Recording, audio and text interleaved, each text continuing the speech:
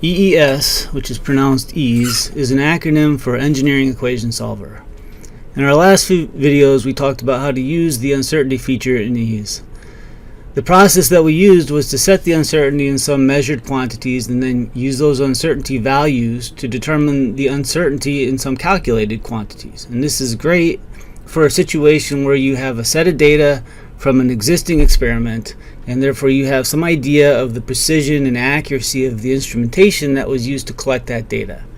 However, this methodology is less useful for the case where you are trying to design an experimental apparatus to measure something, and therefore you're trying to specify instrumentation and other attributes of your experiment before you actually have any data. This video will talk about how you can use the uncertainty feature in ease to actually design an experiment. Let's consider the same type of experiment that we had used in our previous videos. So here we have a duct with some interesting cross-section, and we want to, in this case, design an experiment to measure the heat transfer coefficient. So the independent or the controlled variables for this experiment include the flow rate, the inlet pressure, the wall temperature, and the inlet temperature of the fluid. And then the dependent variables that are measured are the outlet temperature of the fluid and the pressure drop, and these can be then used to determine the heat transfer coefficient, friction factor, Nusselt number, etc. So here I'm interested in designing this experiment, which means that I might want to understand for a given value of heat transfer coefficient or instrumentation accuracy, what's the expected uncertainty in the measured heat transfer coefficient that I'm going to eventually get with my experiment. So for example, if I expect the heat transfer coefficient to be 1,000 watts per meter squared Kelvin, then given the uncertainty of my instruments, what uncertainty in that measured heat transfer coefficient can my experiment achieve? This type of design process is a two-step process. So first you have to set the expected value of the measured quantity, so in this case the heat transfer coefficient. And based on this expected value of heat transfer coefficient, together with a complete set of independent variables, so the flow and the inlet pressure and so on, you need to calculate the expected value of the measured dependent variable, which in this case is the outlet temperature of the fluid. This is step one, and basically what you're doing is you're generating a set of artificial data that can then be analyzed in step two.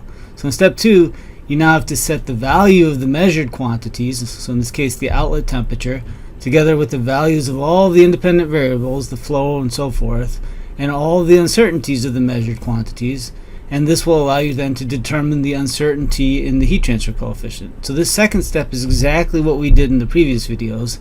The only new thing is that now we have to have a first step that has to be carried out in order to establish the expected value of all of the measured variables, in this case the outlet temperature. So we will accomplish this in two steps using two separate sets of ease commands, and the string variable run $ will be used to indicate whether we are doing step one, which is generating the data, or step two, which is analyzing the uncertainty. And we'll use the $if directive to selectively activate or deactivate the correct set of ease statements in the equations window. So let's start by setting the area, the perimeter, and the length of the duct. These are going to remain the same for the entire analysis, and then we'll generate the data. So we'll set the variable run $ to the string value generate design data, and we're going to put our code inside of this if directive shown here. And to start the process, we're just going to specify the independent variables for the experiment, as well as the expected value of the heat transfer coefficient. And eventually these parameters can be placed in a parametric table in order to allow us to carry out a much more interesting study over a range of values. Next, we have to carry out the calculations that are required to determine the expected value of the outlet temperature measurement at these conditions. So the fluid properties are determined at the average value of the fluid temperature and pressure, and you should note that this is going to require that you set a reasonable guess value for the variable T out, since we don't know that a priori. The mass flow rate is computed, the conductance is obtained from the expected heat transfer coefficient, and that's then used to determine the number of transfer units and the effectiveness, and that finally lets us calculate the expected outlet temperature.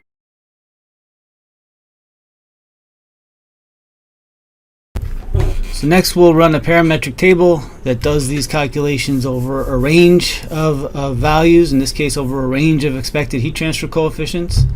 So So this parametric table has 50 rows, and I'm going to include all of the independent parameters for the experiment as well as the expected heat transfer coefficient. And I'm also going to include the resulting value of the outlet temperature. So here I'm going to set the expected value of the heat transfer coefficient in the table and vary it over a range, and I'll comment it out in the equations window. I'm going to keep the other values of the independent variables specified in the equations window, and then when I solve this table, I'm going to lead to a set of generated data, and that's going to complete step one. So for every value of the heat transfer coefficient, now I have a complete value of measured quantities here. And I can analyze these data using the techniques that were discussed in the previous video in this series, which was entitled Uncertainty Analysis on a Table of Data. So I'm going to use the $save table directive here in order to save the parametric table as a lookup table that I can then read in as generated data.lkt when I do step 2. So for the next part of the process, we have to analyze the data that we generated and put into this lookup table. So these commands are going to go into another $if statement, and this one is going to be activated if the run $variable is set to analyze uncertainty. And we're going to start by opening the lookup table, generated data.lkt, and we'll use the lookup command to read the data. And initially we're going to read the data in row 1, but eventually of course we'll do all of the rows. Each of the measurements are then going to be assigned to a variable as shown here. You'll note that the redundant temperature measurements are each assigned to T in, T out, or T wall. And then the remaining calculations are carried out just as if these assigned values are real data from an experiment, again as discussed in the previous video. The redundant temperature measurements are averaged together. The fluid properties are determined using the average temperature and pressure. The mass flow rate and the velocity are computed. The heat transfer coefficient is computed. And finally, the dimensionless quantities like Reynolds number, Nusselt number, and friction factor are all computed. If I solve right now, you should see that the calculated heat transfer coefficient is 200 watts per meter squared Kelvin, which is exactly what we set in the first row of the parametric table that we used to generate the data. However, because in this step the heat transfer coefficient is being calculated rather than being set, it is possible for us to compute the uncertainty in this quantity. So we'll select uncertainty propagation. We'll define the calculated and the measured variables as we do before. Select set uncertainties, and then set the uncertainties for each of the measured values to the appropriate variable, again as we did before. And in fact, we could just load the uncertainties here using the uncertainty information or .unc file that we saved in the last video. And once we're satisfied that the uncertainty propagation is set up correctly and it's working okay, so as shown here, now I can create a parametric table that has all of the measured and calculated variables in it. And this parametric table needs to have the same number of rows in it as the number of rows in our data set, which is 50 for this table. I'm also going to determine the uncertainty in the calculated variables using the uncertainty of command, and then I'm going to add columns in this parametric table that contain those uncertainties, and I'm also going to calculate the percent uncertainty of the heat transfer coefficient here, and I'll include that in the table as well. So now if I want to run through this table and do uncertainty propagation for all of the rows of the parametric table, I'm just going to set this variable row to table run hashtag, so that constant that adjusts itself to be the row of the table that you're looking at. And then I'll select uncertainty propagation table, and I'll run through the entire table, and the results are shown here. So it's easy to make a plot of the percent uncertainty in the heat transfer coefficient as a function of the expected value of the heat transfer coefficient, which I've done here. And it's kind of interesting to see that for this experiment, the way we've set it up, the accuracy of the measurement of the heat transfer coefficient actually improves as the heat transfer coefficient gets higher and higher, and then eventually it gets worse again. And this is because this measurement is basically related to two different temperature differences. There's the temperature difference between the inlet and the outlet of the fluid, and the temperature difference between the outlet of the fluid and the wall. And as the heat transfer coefficient initially gets higher, the temperature difference between the inlet and the outlet of the fluid gets bigger, which makes it easier to measure, which makes our uncertainty better.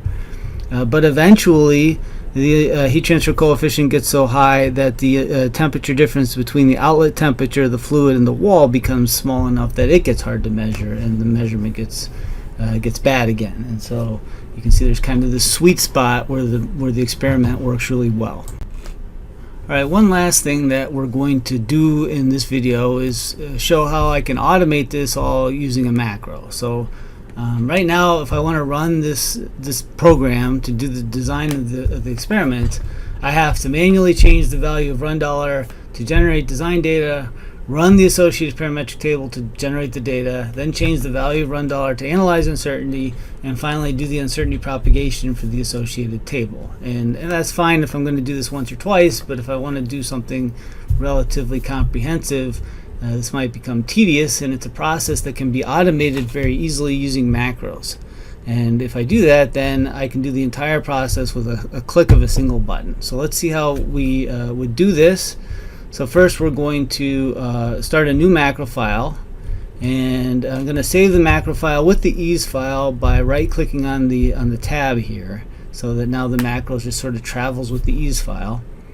And then with the macro window unlocked, as it is here, the commands that I invoke when I'm running ease and doing things in the ease environment are going to be echoed here. So for example, if I save the code, you'll see that the save macro command is echoed right here in the macro diagram, and it will be played if I play the macro. So let's get rid of this save command and enter the set of commands that we need to be executed in order to carry out the design of the experiment. So first, we need to set the value of the variable run dollar to the string generate design data, and that will make sure that we're carrying out the commands that are required to generate the data when the parametric table is solved.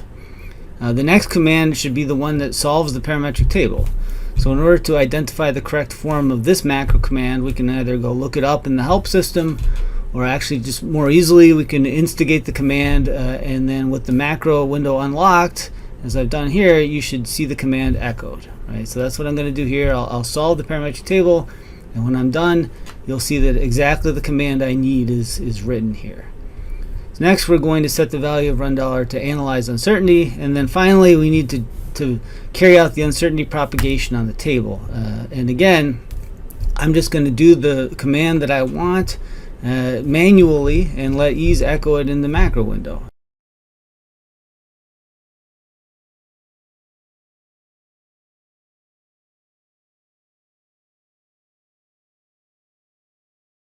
And at this point, my macro is written. Right? It's these 4 commands that I would otherwise have to do manually are going to be done automatically. So I'm going to lock it up with the button over here, and I'm going to comment out the lines where run dollar is set in the equations window. And if I run the macro, all these commands are carried out automatically.